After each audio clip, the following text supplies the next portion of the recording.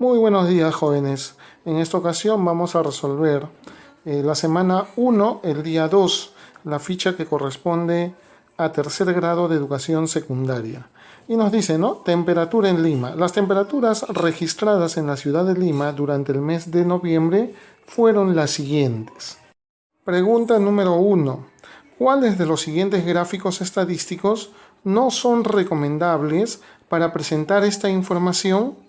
Argumenta tu respuesta. Entonces, lo primero que debemos de hacer aquí es conocer qué cosa es un histograma, qué cosa es un pictograma, qué cosa es un diagrama de barras y qué cosa es un diagrama circular. Para eso, vamos a conocerlo en la siguiente imagen. Veamos, el histograma es una gráfica de periodos o de intervalos rectangulares, donde la altura de cada barra determina la frecuencia de los valores representados. Mientras que el pictograma son dibujos alusivos al carácter que se está estudiando, cuyo tamaño es proporcional a la frecuencia que ésta representa. Ahora veamos qué es el diagrama de barras. Es un gráfico que se utiliza para representar datos de variables cualitativas o variables cuantitativas discretas. Mientras que el diagrama circular es el gráfico más sencillo de representar y fácil de interpretar.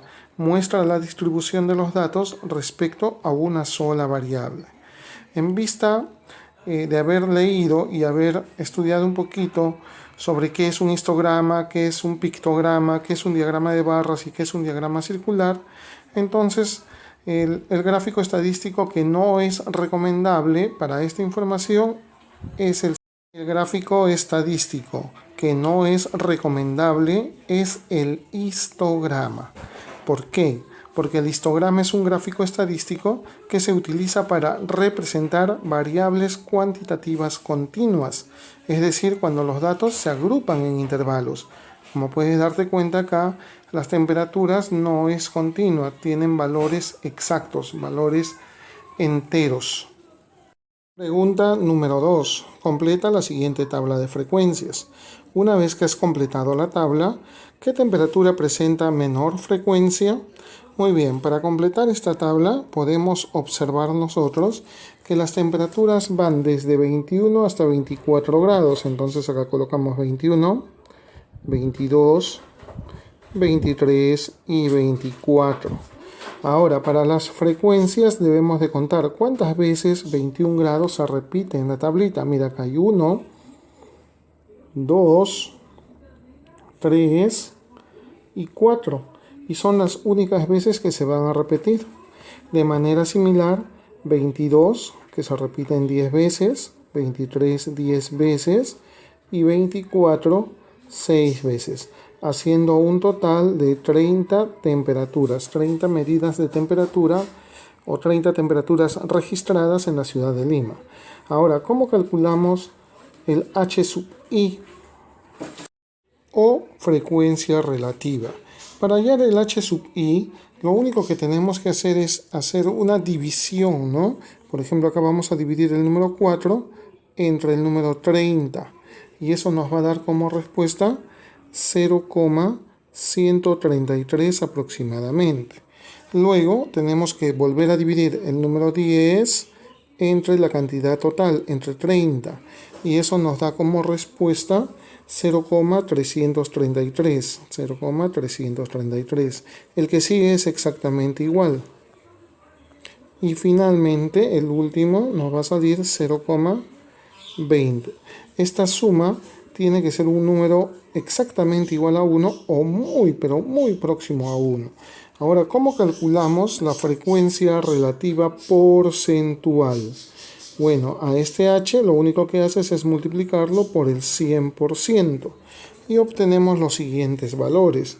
Acá 13,3%, 33,3%, de la misma manera aquí 33,3% y el último es el 20%. La suma de todos ellos te debe de dar un número exactamente igual a 100% o muy, pero muy cercano al 100%. Entonces ahora ya podemos responder. ¿Qué temperatura presenta la menor frecuencia? Muy bien, vamos a observar entonces a todos los Fs. Acá están las frecuencias, ¿sí? Y la menor frecuencia es el número 4. Y el 4 le corresponde a 21 grados centígrados. Entonces la respuesta es la clave A. Pregunta número 3. La temperatura que se ha repetido el 20% de las veces durante todo ese mes es... Muy bien, para eso vamos a colocar la tablita de frecuencias por aquí para poder observar y dar la respuesta rápidamente. Y como te podrás dar cuenta, el 20% está acá, ¿no? Está acá, el 20% le corresponde a la temperatura de 24 grados. Entonces nuestra clave correcta es la letra D. Pregunta número 4. ¿Es cierto que en más del 50% de los días las temperaturas registradas fueron 22 grados o 23 grados? Justifica tu respuesta. Acuérdate que estamos trabajando en el mes de noviembre. Entonces, vamos a ubicar la tablita nuevamente para poder darnos cuenta y analizar dicho dato. Muy bien, ahora como tú puedes observar acá en la tabla, notamos que aquí hay 20 días registrados.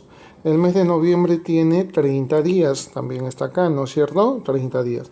Si yo he registrado ya 20 días, eso quiere decir que hay más del 50%. Y en estos 20 días, las temperaturas que se han registrado son 22 y 23 grados centígrados. Entonces la respuesta es que sí es cierto, ¿no? Sí es cierto, ¿sí? Que en más del 50% de los días las temperaturas registradas fueron de 22 o 23 grados centígrados. Horas de lectura. Se presenta el siguiente polígono de frecuencias que representa el tiempo en horas que las personas de 5 a 35 años dedican a la lectura. Como podemos observar, ahí tenemos un polígono de frecuencias y también tenemos un histograma. Muy bien, pregunta número 5.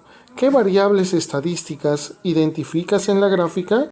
Bien, entonces en la gráfica nos podemos dar cuenta nosotros que las variables son las edades y las horas de lectura.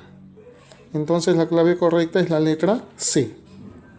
Ambas variables son variables cuantitativas porque se pueden expresar de forma numérica, mientras que las horas de lectura son variables cuantitativas continuas porque yo puedo leer un libro en 4 horas y media, en 5 horas y media, en 1 hora y 15 minutos.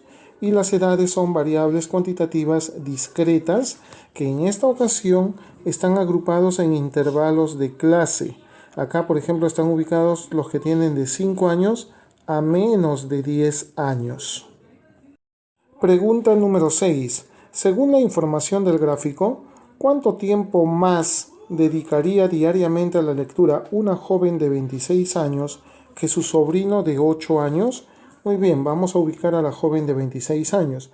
La joven de 26 años está ubicada en este intervalo de 25 años a menos de 30 años.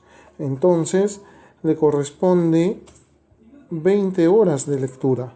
Mientras que su sobrino, el jovencito de 8 años, está ubicado en este primer intervalo de 5 a 10 y le corresponde una lectura de 6 horas de lectura, ¿no? Entonces la diferencia simplemente es 20 menos 6. Eso nos da 14. 14 horas es la diferencia de horas de lectura que da la joven de 26 años respecto a su sobrino de 8 años.